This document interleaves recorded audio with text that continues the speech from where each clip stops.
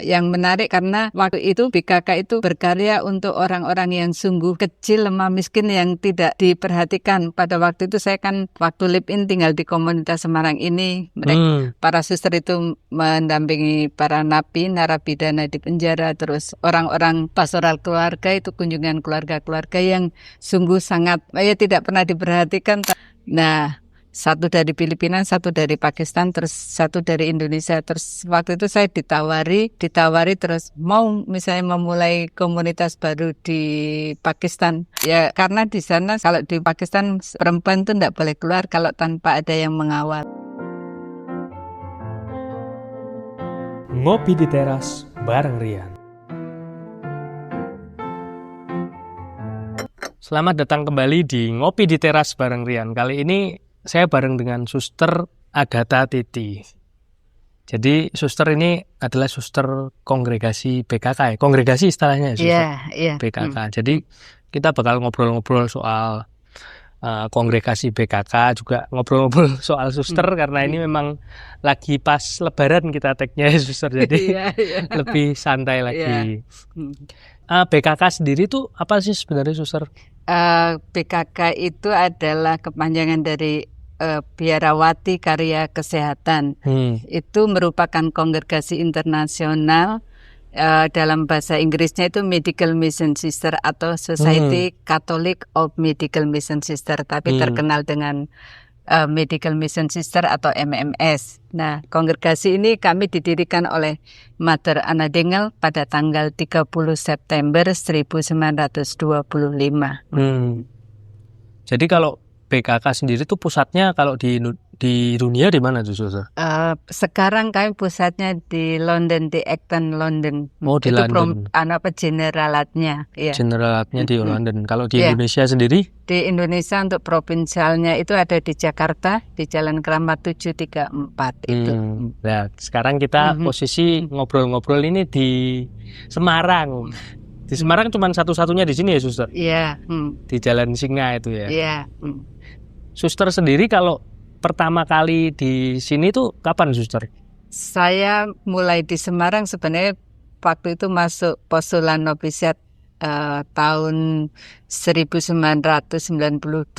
Nah, masuk di tepatnya itu 20 Desember 1992. Lalu saya menjalani masa postulan di Semarang ini, lalu setelah selesai tahun 1994 saya pindah ke Solo untuk masa novisiat 2 tahun. Lah suster sendiri panggilan masuk untuk ke suster BKK nih ceritanya gimana suster pertama kali dulu itu? Itu bagi saya menjadi pengalaman yang unik dan misteri ya. Sebenarnya kan saya dibesarkan, dalam arti dibesarkan di sekolah dengan para suster SFGM. Itu kan saya sekolah itu. Dan suster Hati Kudus ada di Lampung. Lalu pada waktu itu adik saya sudah masuk Hati Kudus. Lalu saya berpikir ingin masuk kongregasi juga. Tetapi waktu saya istilahnya waktu itu mengenal atau live in di susteran-susteran terutama di BKK, terus di kongregasi lain, kayak pernah saya ke OP, pernah juga ke CB, lalu juga ke SFMA itu. Dalam pencarian saya lebih tertarik kepada BKK. Yang menarik karena waktu itu BKK itu berkarya untuk orang-orang yang sungguh kecil, lemah, miskin yang tidak diperhatikan. Pada waktu itu saya kan waktu live-in tinggal di komunitas Semarang ini. Para suster itu mendampingi para napi, narapidana di penjara, terus orang-orang pastoral keluarga itu kunjungan keluarga-keluarga yang sungguh sangat tidak pernah diperhatikan, tapi itu lalu waktu itu mendampingi orang-orang yang tergusurkan di pinggiran terutama kota Semarang ya, yang digusur lalu mereka dipindahkan tinggal di Kalialang itu. Suster sendiri berarti aslinya dari Lampung? Saya orang Jawa Lampung dalam arti. Jadi masa kecil di... Bapak ibu saya itu dari Jogja, tapi saya kan lahir besar dan ke sekolah kuliah itu ada di Lampung. Oh, di Lampung, jadi terus pindah di sini. Iya.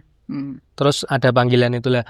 Kalau dari pribadinya suster sendiri, waktu melihat peristiwa spesifik apa sih suster yang waktu kan memang waktu kunjungan ke napi terus ke orang-orang yang tersingkir ada peristiwa spesifik apa nggak suster waktu kok menggerakkan suster ya udah ini mantep panggilanku misalnya di BKK. Sebenarnya panggilan saya itu tumbuh itu ketika saya masih SMP. Oh, sudah Pada lama. waktu SMP itu kan sebenarnya saya ketertarikan dengan seorang suster. Seorang suster yang pada waktu itu tanda petik beliau itu gagal ginjal, punya 1 ginjal, tetapi bagaimana memperhatikan anak-anak yang sungguh yang membutuhkan ya. Jadi susternya itu waktu itu di kepala sekolah atau gimana? Guru untuk apa ya? Bukan agama, kayak kami punya prakarya itu. Oh, guru kesenian. Kesenian dan prakarya untuk membuat macam-macam itu prakarya, misalnya menyulam. Nah, di situ saya tertarik dia mendedikasikan hidupnya untuk murid-murid dalam tanda petik mereka yang miskin gitu loh. Dibantu itu. Nah, di situ saya timbul keinginan pengen membantu mereka kayak suster itu gitu. Tapi dalam perjalanan ketika saya sebenarnya sekolah di SPG, Sekolah Pendidikan Guru di Sapirus Lampung itu ada suatu keinginan ini lebih besar. Tetapi waktu itu saya gini prinsipnya, ini paling saya ikut-ikut teman. Jadi karena teman-teman saya waktu sekolah SPG jadi aspiran, saya tidak mau. Jadi saya udahlah, pokoknya saya jalani dulu. Kalau itu memang Tuhan memanggil, suatu saat akan muncul gitu. Nah, saya untuk memantapkan saya kuliah di Universitas Negeri Lampung. Nah, pada waktu itu panggilan itu kuat sekali. Ketika sebenarnya itu apa ya, kayak di dalam diri saya itu tumbuh ingin mencintai yang tanpa batas dan tidak terbagikan. Itu saya waktu itu apa sih mencintai tanpa batas dan tidak terbagikan itu. Wow. Itu lalu akhirnya saya menemukan, karena waktu kuliah itu saya bimbingan dengan salah satu suster, jadi untuk perkembangan hidup rohani saya itu saja. Wow. Jadi memang dapat konsep itu waktu kuliah ya suster. Iya. Setelah itu mantep pokoknya ngambil yang setelah itu BKK itu ya. Ya, saya sebenarnya kenalan dengan suster SFGM di Lampung. Lalu juga kenalan dengan suster SFMA itu di Jogja, lalu juga kenalan dengan suster BKK. Tetapi dalam proses discernment memilih mana yang saya ikuti, gerakan saya yang lebih berat yang lebih kuat itu untuk memilih BKK. Saya juga bingung waktu itu kenapa gitu. Tapi Tuhan di dalam hati selalu mengatakan, kamu melihat, mengalami, come and see, kamu melihat, akan mengalami cinta Tuhan itu sendiri. Ya saya juga bingung juga bagaimana mengalami cinta Tuhan masuk. Akhirnya ya sudah saya masuk di dalam, mulai masuk postulan di BKK, novisiat itu. Nah, di situ saya justru apa yang Tuhan katakan mengalami cinta itu saya rasakan betul gitu loh. Bertahap gitu loh. Bertahap. Jadi cintanya tumbuh bertahap. Iya. Suster. Kalau kendala sendiri atau hambatan waktu pendidikan ada nggak suster? Yang paling kalau pendidikan sih enggak ya. Waktu pendidikan di suster di masa postulan, masa novisiat saya tidak mengalami ini ya, dalam arti lancar. Nggak ada kendala berarti. Ya, yang paling itu kan orang tua saya tidak mengizinkan itu saja. Pada waktu saya masuk itu kan bapak saya sih mengizinkan, ibu saya dalam tanda petik mengizinkan tetapi tidak ikhlas. Masih karena gondeli gitu ya suster. Gondeli ya. Jadi istilahnya doa ibu saya itu doanya supaya saya bisa kembali pulang cepat gitu. Didoakan cepat pulang, tapi yang terjadi malah sebaliknya gitu. Malah jadi ya suster. Iya, malah waktu saya mau kali izin ibu saya, terus ibu saya mengatakan, kamu lebih bahagia jadi suster daripada di rumah. Lalu akhirnya saat itu ibu saya mengizinkan. Jadi melepaskan. Iya, sungguh itu pelepasannya. Kalau pertama saya di Solo tahun 1996. Oh, kalau pertama di Solo, terus penugasan di sana dulu. Terus penugasan pertama saya di Jakarta. Di Jakarta. Kalau BKK sendiri penugasan pertama tuh karyanya seperti apa sih, banyak kan? Beda-beda ya. Kalau di Jakarta itu kan lebih pada pelayanan untuk orang-orang yang miskin terpinggirkan itu. Kami kalau di Jakarta bekerja sama dengan Keuskupan Agung Jakarta, yaitu di Lembaga Daya Dharma. Saya waktu itu pelayanan di Lembaga Daya Dharma. Tapi untuk anak-anak yang terpinggirkan, jadi di perkampungan-perkampungan kumuh itu. Jadi memang melayani kesehatan juga ya, Suster?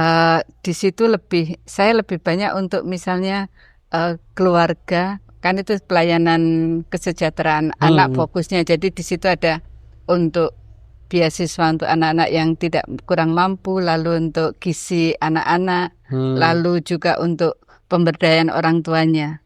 Jadi kayak ngajari juga, mengajar gitu ya, apa? Enggak, kami ya pertemuan dengan keluarga, dengan itu, lalu mendampingi kunjungan. Dan ini kami kan tidak bekerja sendiri. Kami memberdayakan dalam itu ada puskesmas, ada PKK. Jadi kayak untuk bernetworking atau bekerja sama bareng-bareng itu kan ini bukan tanggung jawab lembaga kami, tapi kan ini tanggung jawab kita bersama dengan tokoh-tokoh masyarakat. Jadi pelayanan bersama-sama malah yang di kemasyarakatan itu ya, Suster. Nggak cuman dari Katolik aja, cuman nyampur ya malah. Ya memang yang punya karya kan kami LDD itu gereja ya, Gereja Katolik Keuskupan Agung Jakarta. Tetapi kan kita melibatkan masyarakat, jadi ada tokoh masyarakatnya, ada supaya pelayanan ini jalan baik. Kalau kami tidak melibatkan tokoh masyarakat, tidak melibatkan aparat tempat kayak RT, RW, kelurahan, ya nanti akan dihambat. Tapi itu justru dengan kami berkolaborasi dengan mereka, itu dilancarkan gitu.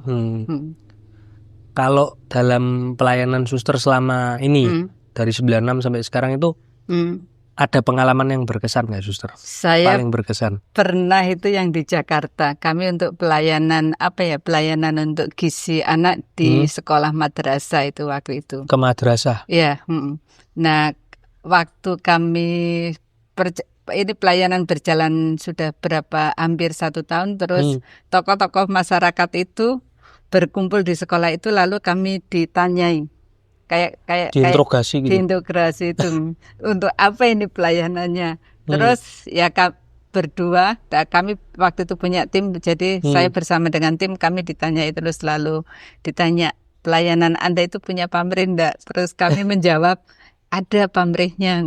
Terus ditanya, pamrihnya apa? Ini kan anak-anak generasi kita sebagai bangsa Indonesia. Kalau generasinya bodoh, tidak sehat, terus bangsa kita mau kemana? Ini kan tanggung jawab kita sebagai warga negara untuk mencerdaskan anak gitu ya, mencerdaskan anak-anak mendapatkan hak untuk bersekolah, untuk bermain segala macam. Lalu setelah kami mengungkapkan itu, tokoh-tokoh masyarakat orang Betawi itu, ini kan tanggung jawab kita semua sebagai umat manusia. Mari setelah itu tidak curiga lagi, lalu mengatakan mari kita bergandeng tangan. Itu ya kami juga agak-agak takut waktu itu. Mari kita bergandeng tangan. Setelah itu kami difasilitasi ya, dalam arti difasilitasi segala macam. Ketika saya kunjungan di wilayah itu, ada Bu RT-nya, ada warga yang mengantar untuk melihat bahwa anak-anak itu sungguh-sungguh anak-anak yang sungguh-sungguh berkekurangan, miskin. Di rumah-rumah kayak misalnya rumah-rumah kardus itu, saya bilang Jakarta di balik tembok itu banyak rumah kardus ternyata gitu. Itu tahun 90-an itu? Tahun itu 2000-an? 97, 98 saya. Jadi awal-awal karya itu. Iya. Memang warga yang pas di Betawi itu warga Betawi itu mungkin takutnya kalau ini suster-suster pelayanan tapi warganya kan agamanya nggak Katolik, takutnya ada proses katolisasi di situ mungkin ya. Mereka takut dikatolikan. Takut dikatolikan itu. Takut dikatolikan. Kami selain tadi pamrihnya menjadi warga, mengatakan warga negara, kami juga punya pamrih. Kalau kalian sebagai orang Muslim, jadilah Muslim yang baik. Jadi kalau kami di Katolik, kalian kalau misalnya nanti menjadi Katolik bukan karena kami bantuan, tetapi karena memang itu panggilan Tuhan yang menggerakkan hati Anda. Terus mereka, terus akhirnya kan tidak ada rasa curiga. Akhirnya kami jalan beberapa tahun lancar sampai beberapa tahun itu pelayanan, karena ketika mereka sudah mulai mandiri, sudah bisa mengusahakan, terus kami putus itu. Karena support dari warga malah jadi pelayanannya tambah kuat itu ya, Suster. Kalau pertama kali pindah di sini berarti tahun berapa itu, Suster, di Semarang ini? Saya yang ke Semarang pertama kali itu dulu tahun 2001. Berarti sempat pindah lagi dari Semarang ini sampai Dari sekarang? Semarang 2001 sampai 2004 apa 2003 gitu sekitar itu. Cuman 2 tahun terus di 3 tahun di sini terus lalu setelah itu saya persiapan untuk tugas ke Pakistan. Oh lah, Hmm, hmm. ceritanya gimana tuh suster? Kalau biasa suster pertama kali di Pakistan juga ya waktu itu ya? Iya, pertama kali. Gimana tuh? Sebenarnya waktu itu kan saya diminta untuk pelayanan di ini ya di Filipina. Pertamanya di Filipina, mau diminta di Filipina. Filipina, tetapi waktu itu karena para pimpinan itu memikirkan untuk membentuk komunitas internasional, tapi tempatnya di Pakistan. Lalu kami diminta untuk untuk setiap provinsi kan ada provinsi Indonesia, Pakistan dengan Filipina diminta untuk kontribusi satu suster membentuk komunitas internasional itu.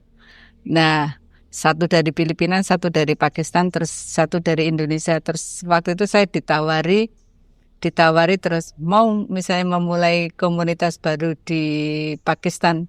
Saya waktu itu mengatakan ya udah saya mau, tapi waktu itu saya sudah berjanji di Filipina, enggak apa-apa itu nanti bisa bicarakan gitu. Lalu saya menulis surat ke Filipina bahwa saya akan menanggapi perutusan yang ada di Pakistan itu. Terus lalu yang suster di Filipina mengatakan tidak apa-apa, itu juga kita sebagai Mission Society, kami kalau mengatakan society berarti itu seluruh Indonesia. Ini Mission Society, jadi kita menanggapi kebutuhan yang lebih besar itu society gitu. Waktu itu di Pakistan sudah ada yang BKK di sana? Sudah. Jadi cukup banyak atau? Kalau kebetulan waktu itu di Pakistan tuh hanya 8 orang. Oh, 8 nah kan orang. Sebenarnya kami memulainya di Pakistan di Rawalpindi waktu pendiri kami. Jadi waktu pertama kali kan pendirinya tuh di Pakistan, walaupun pusatnya di London. Iya. Kan mulai pendiri kami sebelum mendirikan kongregasi itu beliau berkarya sebagai dokter itu di Rumah Sakit Rawalpindi di Pakistan pertama kali. Rawalpindi itu kan bagian dari Pakistan waktu itu. Pakistan India kan masih satu. Masih jadi satu itu. Masih satu. Terus setelah pecah kan jadi yang Rawalpindi itu masuk ke Pakistan itu. Jadi ketika saya di Pakistan ya saya napak tilas dari pendiri kami ini. Pertama ketika kali. mulai, jadi sebelum saya terlibat di dalam karya secara penuh, kami mengunjungi di mana pendiri kami memulai karya. Suster di Pakistan berapa lama tuh suster? Saya 5 tahun setengah. Wah, cukup lama ya. Gimana tuh ceritanya suster? Pertama kali menginjakkan kaki di Pakistan dalam pelayanan itu bedanya sama di sini gimana pertama kali? Ya, yang sangat mencolok itu perbedaan untuk iklimnya ya. Iklimnya. Kalau kita Indonesia punya 2 iklim, maksudnya panas dingin. Di sana kan 4. Sana 4 musim. 4 musim, ada musim dingin, musim panas, terus musim semi, musim gugur itu.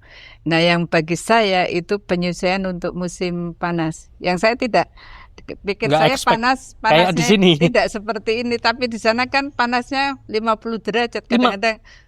Badan saya itu kan berkeringatan. Pertama saya kena prickly heat itu biang keringat seluruh badan karena terus waktu itu panas sekali, terus akhirnya. Itu di daerah mana sih suster? Saya di Lahore. Di di Yohanabad namanya. Pertama kali kena biang keringat karena panasnya ekstrim. Karena panasnya ekstrim, lalu waktu itu kan di sana musim mangga, saya makan mangga hampir setiap hari. Jadi kebanyakan. Kebanyakan. Kan kalau di sini makan mangga kan enggak masalah toh. Iya. Di sana saya jadi masalah makan mangga itu, jadi akhirnya muncul pokoknya biang keringat seluruh badan itu. Kalau makan mangga di sana kebanyakan pas panas. Pas musim panas itu jadi kan membuat panas, jadi semua panas di dalam itu keluar semua. Wow. Terus apa yang pengalaman yang paling berkesan waktu di sana, suster? Saya yang paling berkesan di sana untuk pelayanan pada orang-orang kecil ya. Di sana mayoritas itu di sana Muslim, tetapi kami bisa masuk untuk semua agama. Jadi kadang-kadang mereka yang Kristen tanda petik itu kadang-kadang kenapa suster melayani orang miskin gitu toh? Lalu tanya, maksudnya orang-orang Muslim itu ikut, terus saya bilang, loh kan pelayanan kami kesehatan holistik. Kesehatan itu kan tidak punya nama, tidak punya agama. Jadi untuk semua agama. Jadi itu juga menjadi penyadaran bagi mereka yang Katolik atau yang Kristen untuk bersama-sama bekerja sama dengan orang Muslim. Karena mereka kan jarang, mereka ada suatu pengkotakan yang sangat kuat gitu. Tanpa membeda-bedakan. Lalu ini selalu juga terus bisa memperjuangkan mereka bersama, hidup bersama rukun, lalu malah terjadi komunikasi yang baik ketika orang Muslim membutuhkan pekerjaan, orang Kristen pengangguran bisa diterima di pabrik-pabriknya mereka gitu ini. Kalau suster di sana pakainya berarti bahasa Inggris ya? Bahasa Inggris dengan bahasa Urdu bahasa setempat itu. Bahasa setempat berarti sudah fasih dong suster kalau bahasa Urdunya saya belajar karena mau tidak mau saya kanan ditantang untuk belajar karena di Pakistan saya mengajar tentang kesehatan. Mengajar kesehatan. Tapi untuk anak-anak dengan ibu-ibu terutama di sekolah-sekolah SD. Beberapa sekolah-sekolah Katolik itu kami kerjasama untuk memberikan pelajaran kesehatan itu. Misalnya tentang personal hygiene, terus bagaimana mereka untuk hidup sehat, itu saja itu yang kami pernah. Jadi kami mengajarnya melalui pakai puisi, pakai menyanyi, pakai apa yang bisa diterima gitu. Kalau kendalanya di sana sendiri tuh masyarakatnya gimana sih suster, bedanya sama di sini? Masyarakatnya di sana itu kan masyarakat, kalau Pakistan kan lebih mementingkan laki-laki ya, dalam arti semua itu laki-laki. Pengalaman saya yang shock pertama ketika saya ke pasar. Di pasar itu yang adanya laki-laki, tidak ada perempuan. Di sana pasarnya laki-laki semua. Iya, jadi yang belanja dan jualan. Yang belanja jualan semua pokoknya yang urusan itu. Nah, ketika saya ke pasar mereka juga terkaget-kaget juga, saya juga shock, tidak ada orang laki-laki. Oh, memang di sana tradisinya berarti perempuan tuh nggak ke pasar? Tidak. Saya belanja terus akhirnya mereka akhirnya lama-lama karena saya sering belanja kebutuhan di pasar, ya sudah akhirnya mereka ya kenal gitu. Pertama kali ngelihatnya aneh itu. Aneh mereka kan lihat terus saya dilihati sambil mereka mengatakan Cini itu dalam arti ya? Cina. Itu Cina. Ya biasa kalau kulitnya kan memang beda ya. Iya. Jadi ngomongnya mungkin orang Asia, semua orang Asia dibilangnya Cina ya kalau mereka. Cini. Terus saya jawab kalau namak itu berarti garam. Kalau Cini itu manis, terus saya bilang namak itu garam, berarti orang asli. Terus kamu asli mana? Terus saya bilang saya dari Indonesia gitu. Terus lalu mulai di sana berarti orang perempuan boleh ke pasar? Boleh, kami bilang. Justru malah kebalikan, saya bilang. Nggak ada cowok, jarang. Ada orang laki-laki di pasar banyak ini yang jual segala macam kan tuh. Yang jual, yang membeli. Ya karena di sana kalau di Pakistan perempuan tuh nggak boleh keluar kalau tanpa ada yang mengawal. Seperti anaknya laki-laki, punya anak laki-laki atau suaminya atau itu. Jadi patriarkinya lumayan kuat. Ya, jadi lebih banyak di rumah gitu. Terus lainnya lagi kira-kira kendalanya apa lagi suster? Selain itu ada yang untuk waktu pelayanannya suster, ketika mungkin di home door to door itu mungkin? Oh ya, pernah kami juga pernah terjadi. Mereka kan punya sama kayak Indonesia ya. Kami pelayannya pikirnya itu juga kristenisasi. Karena ada juga kan kelompok Kristen ya. Kelompok Kristen yang mereka kan dengan cara memberi bantuan terus meminta mereka untuk jadi Kristen. Jadi kami juga dianggap sama seperti itu. Sempat ditentang karena kristenisasi. Pernah. Terus kami jelaskan bahwa pelayanan kami itu untuk, kan kami sebenarnya waktu itu mau membuka poliklinik di suatu daerah itu, tapi karena kami harus survei dulu. Survei dalam arti mayoritas orang di sini yang mayoritas Islam, terus lalu pekerjaan, pendidikan itu supaya kami bisa masuk nanti untuk penyuluhan kesehatannya itu. Lalu setelah kami menjelaskan bahwa pelayanan kami itu pelayanan kesehatan masyarakat dengan ada poliklinik, dan kesehatan itu tidak punya agama, jadi untuk semua orang, baru mereka terbuka. Jadi memang di sana sebelum ada suster itu juga ada yang praktek-praktek kristenisasi itu juga. Banyak. Ya. Jadi waktu suster masuk bersama ordonya itu sempat ditentang karena Iya. disinyalir mungkin kristenisasi itu ya. Iya.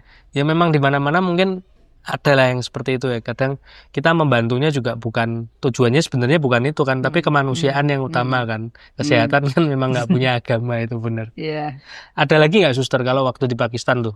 Pernah kami kami pas kunjungan, Heeh. pas waktu kunjungan satu keluarga, terus di dalam keluarga itu kan kami sebenarnya udah biasa, terus ada tantenya itu tiba-tiba datang marah-marah toh, itu ada orang mau mencuri, ada mau ini membuat ini. Terus waktu itu saya dengan salah satu suster muda kami di Pakistan, Orang setempat ya? orang setempat, saya bilang jangan bicara apapun, kita diam, dengarkan saja, dengarkan mereka. Terus lalu itu tantanya itu ngundang orang-orang di masyarakat, ayo datang, itu ada orang mau membuat kristenisasi, ada ini. Terus lalu untung yang diundang orang-orang di sekitar itu kan sudah kenal kami. Iya.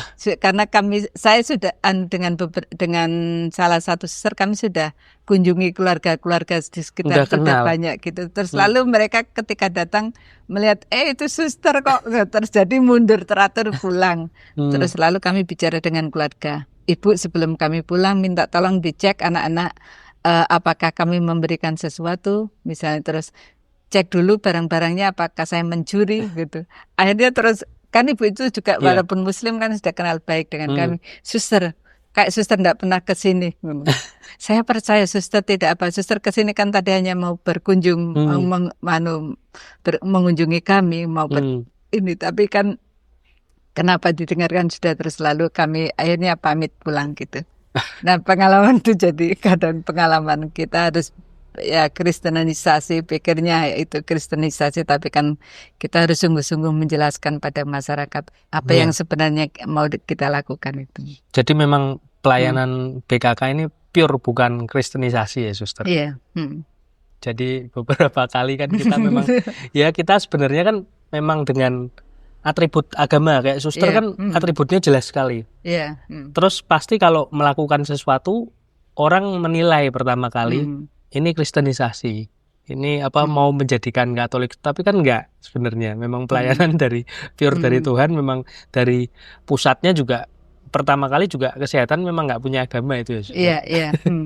Terus setelah pindah di sini, dengar dulu suster. Di Indonesia ini jumlah suster BKK ini sangat sedikit katanya. Iya, hanya sekitar sekarang 15 orang itu. Waktu zaman suster pertama kali berapa itu waktu itu? Saya waktu masuk itu masih sekitar 20 sampai 30 itu. 20-30, sekarang tinggal 15. Sangat sedikit ya suster. Itu kenapa ya suster kok seperti itu suster? Karena problemnya itu. Susternya waktu itu ya beberapa ada yang keluar, maksudnya mengundurkan diri dari BKK. Lalu juga kan waktu itu kami masih ada suster asing yang dari Belanda. Lalu suster yang dari Belanda itu repatriasi kembali ke negaranya. Setelah sekian tahun mereka dipilih untuk diberikan pilihan untuk menjadi warga negara Indonesia atau pulang ke negaranya. Tapi mereka memilih pulang ke negaranya karena faktor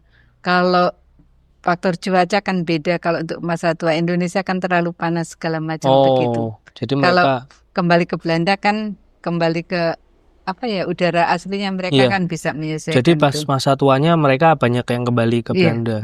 Jadi sekarang jumlahnya sedikit lah. Kalau untuk panggilan sendiri sebenarnya dari BKK sendiri upayanya apa suster? Sebenarnya kami sudah banyak upaya ya, misalnya melakukan promosi panggilan baik di sekolah maupun misalnya di dalam kegiatan di masyarakat atau dengan kunjungan keluarga itu. Tapi saya tidak tahu mungkin karena kami kecil, daya tariknya tidak punya rumah sakit yang besar atau itu mungkin tidak menjadi daya tarik. Kalau menurut suster sendiri yang bikin BKK itu menarik buat disampaikan ke teman-teman apa suster? Sebenarnya kalau kami BKK itu kan mungkin ketakutan mereka kalau mendengar kata biarawati karya kesehatan, jadi mereka kan orientasinya lalu pada kesehatan dalam arti fisik ya, rumah sakit ya, atau mesti saya pertama kali dengar aja mesti ini rumah sakit ini. Tapi ternyata enggak ya suster. Misalnya harus rumah sakit. Kalau rumah sakit kan orang pasti yang bisa diterimanya sebagai dokter, perawat, apoteker segala Iya, macam. iya. Kan kami sebenarnya pelayanan kesehatan holistik. Holistik itu Holistik. meliputi semua aspek. Jadi semua profesi itu bisa, misalnya guru, terus pekerja sosial, atau misalnya akuntansi atau dokter, semua profesi bisa. Saya sendiri kan profesi sebagai guru. Jadi ilmu saya dalam arti ilmu keguruan itu menjadi dasar bagi saya. Di sini bisa untuk pendampingan. Kalau tadi mengajar di masyarakat itu. Ya memang namanya sendiri bikin orang kadang takut ya. Jadi BKK sendiri itu bukan melulu tentang kesehatan. Jadi nggak mesti di rumah sakit atau yang backgroundnya harus dari kesehatan juga enggak ya suster. Dari semua bidang bisa sebenarnya ya kalau mau. Terus kemarin saya sempat dikasih juga kan apa namanya produk-produk ekoenzim suster. Itu apa memang program yang dicetuskan BKK di sini atau gimana ceritanya? Itu program ekoenzim sebenarnya kami kan salah satu itu menerapkan yang ensiklik Paus ya, Laudato Si itu. Dan Laudato Si itu kami salah satunya itu untuk ekologi. Dalam bidang ekologi itu. Nah, ekologi kan sebenarnya menjadi keprihatinan menjadi salah satu prioritas pelayanan BKK di Indonesia. Jadi semua komunitas punya bagaimana mengolah itu ekologi, salah satunya mengolah sampah.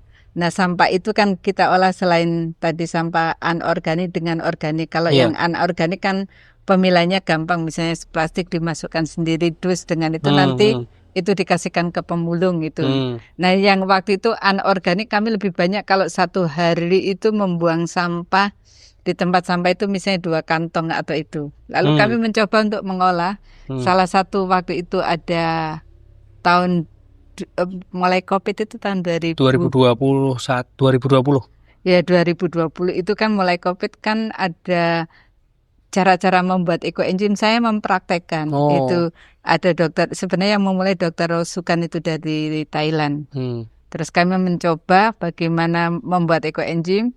Ketika kami punya ekoenzim banyak pas panen itu pas COVID mulai dan jadi kami beruntung karena kami punya ekoenzim, jadi kami bisa gunakan untuk menangkal COVID itu. Jadi kami semprotkan disemprotkan semua ruangan untuk mengepel, untuk cuci piring itu. Jadi satu suster yang kena COVID tapi yang lain tidak, aman gitu. Jadi memang kayak yang antivirus bisa untuk itu disinfektan juga itu ya. Kalau untuk hand sanitizer kan bisa ekoenzim itu. Itu pakainya yang memang yang tertentu atau gimana? Enggak, ekoenzim semua yang sudah jadi. Oh, itu memang bisa semua ekoenzim bisa buat hand sanitizer. Oh, berarti mulainya suster pertama kali itu waktu COVID itu ya? Iya, terus waktu COVID kami kan sudah sebelum COVID kan udah membuat, terus waktu pas COVID itu panen banyak, kami banyak ekoenzim banyak. Itu mau diapakan enggak? Karena kan baru pertama kali belum tahu manfaat kegunaan apa saja. Terus lalu itu kok kena COVID ya sudah. Terus kami buat untuk dipakai untuk dimanfaatkan untuk melindungi diri. Jadi kami semprot setiap hari itu setiap kebun kami putar terus, dan manfaatnya apa? Mangganya berbuah banyak. Bagus untuk tanaman juga ya. Iya. Nah, kalau itu sendiri ekoenzimnya sendiri dijual nggak sekarang suster? Kalau produk ekoenzimnya itu tidak dijual karena dijual. Kan yang terbatas menemukan yang menemukan maksudnya pertama, kalau yang suster buat ini karena itu yang menemukan Dokter Rosukan itu kan ilmunya ini tidak dipatenkan karena ilmunya gratis. Iya, ilmunya gratis. Jadi kita semua yang mengikuti itu membuat ekoenzim itu tidak boleh diperjualbelikan. Jadi memang untuk pelayanan juga ya suster. Untuk sebenarnya tujuannya untuk merawat bumi supaya bumi ini menjadi lebih sehat, lebih ya kalau buminya sakit kita manusianya juga sakit toh. Supaya buminya menjadi lebih sehat gitu. Dalam arti salah satu cara ya kita merawat bumi itu dengan mengolah sampah itu tadi, membuat ekoenzim. Kalau ekoenzim itu kan sebenarnya manfaatnya banyak itu. Apa aja manfaatnya, Suster? Salah satu manfaatnya kan ekoenzim itu bisa untuk digunakan untuk kebutuhan rumah tangga. Misalnya untuk mengepel. Kalau dengan mengepel sebenarnya kan kalau kita biasanya menggunakan bahan kimia, ini kan tanpa kimia. Dan membuat lebih enak itu untuk kita pernapasan lebih segar, lebih aman. Lalu bisa dimanfaatkan juga untuk tanaman itu nanti Pupuk ya. untuk menyiram tanaman itu menjadi pupuk itu. Lalu juga ekoenzim bisa kalau dicairkan itu disemprotkan udara itu yang menjadikan menambah oksigen untuk di dalam itu. Kalau jatuh ke tanaman itu menjadi nitrogen, jadi pupuk tanamannya gitu. Itu membuatnya tuh memang semua sama ya, Suster? Maksudnya semua bahannya sama jadi satu fungsi gitu, atau misal bahan tertentu jadi ini? Saya juga kan awam jadi kurang tahu, Suster. Iya. Kalau ekoenzim itu kan sebenarnya kita pertama untuk menjadi ekoenzim dulu ya. Kita menggunakan itu kan air, kan istilahnya kami menggunakan istilah 10:3:1. 10 itu dalam arti air. Jumlah air yang dipakai sebenarnya bisa kita pakai air limbah. Kalau kita punya AC, air dari AC itu bisa pakai. Airnya pun air limbah. Iya bisa. Terus misalnya air hujan, kalau saya lebih senang pakai air hujan, itu lebih bersih. Kalau air sumur bisa, tapi tidak boleh pakai air PDAM. Kenapa, Suster? Karena itu kan ada kaporitnya terlalu banyak kimianya. Memang nggak boleh air PDAM. Iya, kalau air sumur kan minimal tidak terlalu banyak. Iya. Memang langsung dari sumbernya. Iya, sumbernya. Lalu kami bahan organik itu kulit buah. Itu semua kulit buah bisa dimanfaatkan kecuali yang keras ya. Durian nggak bisa. Durian bisa, yang nggak bisa itu salak. Salak kan kering. Terus berarti yang kulitnya nggak mengandung air ya, nggak bisa ya? Iya. Kalau durian itu bisa, apokat karena berminyak itu. Iya. Kalau durian bisa itu, kalau mau dipotong-potong bisa itu. Terus yang ketiga itu yang satunya itu gula, itu kita bisa menggunakan gula merah, gula aren atau tetes tebu ya, atau molase itu. Molase. Jadi dicampur terus didiamkan. Iya, itu didiamkan selama 3 bulan atau 90 hari. 3 bulan.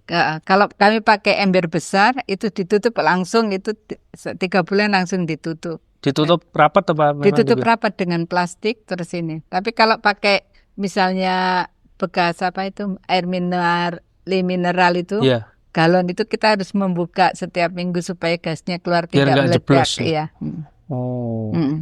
Jadi memang kegunaannya banyak ya. Iya. Itu termasuk karya pelayanan juga ya, Suster. Iya.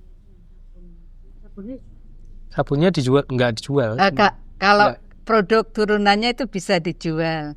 Ya kalau. Cuman kan kalau Suster sendiri kan kayak dari pencetusnya kan nggak kalau dijual. ekoenzimnya itu tidak dijual, tapi turunan produknya seperti ekoenzim dibuat sabun itu boleh.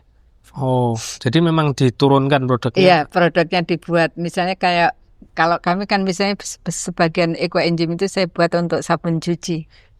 Cuci piring, cuci baju itu. Itu jadi produk ekonomis nanti bakalan. Iya. Terus apa lagi nih kita? Nanti coba habis ini kita video itu ya, kita lihat. Terus jadi penutup. Apa lagi? Ya deh penutup. Mungkin Suster ada pesan-pesan buat teman-teman yang lihat di sini, mungkin yang mau teman-teman yang pengen masuk ke BKK. Oh iya. Ya, untuk sahabat orang muda. Ya. Kami membutuhkan banyak orang-orang, terutama untuk orang muda, untuk mau peduli, terutama supaya banyak orang bisa mengalami kesembuhan dan keutuhan baik secara jasmani rohani, dan supaya itu karya keselamatan Yesus untuk banyak orang mengalami kesembuhan dan keutuhan. Kami membutuhkan banyak orang-orang muda. Ayo bergabung ke BKK. Lalu juga untuk yang menikah atau yang ini, kami juga punya untuk bisa bergabung dengan menghidupi spiritualitas BKK. Berarti yang sudah menikah juga? Ya, misalnya jadi associate atau jadi sahabat BKK. Jadi sahabat BKK bisa. Caranya gimana tuh, Suster? Kalau sahabat BKK itu kan hanya sebenarnya itu suami istri menghidupi spiritualitas kami, Yesus Sang Penyembuh.